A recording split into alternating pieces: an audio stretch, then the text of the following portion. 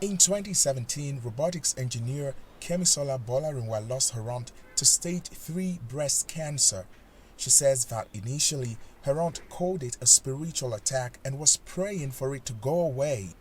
As Bolarinwa mourned her loss, she decided to do something to help other women. I have a conversation with one of the oncologists taking care of her then, and the thing I head on to in the conversation is that if you're able to detect this cancer at early stage, then the patient has the chances of getting cured. And I went into research, and my research shows that even out of 10 cases, 9 out of 10 cases can get cured. To help, Bolarinwa has invented a so-called smart bra. She says it takes readings of the breast and chest wall and translates a result to a mobile application in half an hour. The first model may be ready as early as April of next year. We launched the prototype this year, February. That was when we launched the prototype, a working prototype to be precise. So, and after we got responses from all over the world, from expertise, when I say expertise in medical field now, you know, the chipping more ideas, more guide on how we can go about it to get more accuracy. I mean, to get the more efficiency, to increase the efficiency of the device. So that have to take us back to our drawing board. Some 72,000 cancer deaths occur in Nigeria every year, according to health officials. Breast cancer accounts for the highest mortality rate, and medical experts say late detection is often the reason. Bolarinwa is seeking a government partnership to use the device in local clinics where women can walk in and get screened.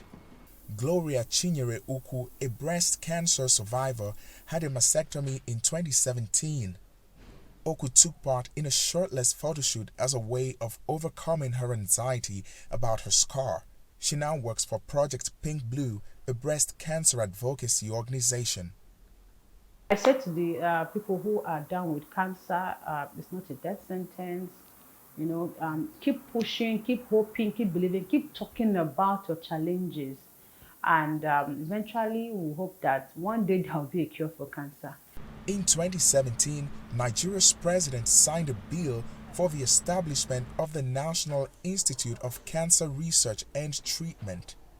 The following year, authorities began a 4-year, $200 million cancer control plan to promote early diagnosis and treatment. But cancer advocates say it was underfunded and poorly implemented. We have a very poor health system. We have a system that is so complicated. We have a system that does not cover cancer screening. We have a system that does not provide cancer screening to the population. Aid groups held cancer awareness rallies in October, promoting early detection and healthy lifestyles. We're seeing more cases because of the change in lifestyle, consumption of preserved foods, low exercise, poor diets, and so on. We're trying to raise awareness, trying to make people take the screenings, the breast exams seriously. Bolarinwa hopes her innovation will help in this process. Timothy Obiezu for VOA News, Abuja, Nigeria.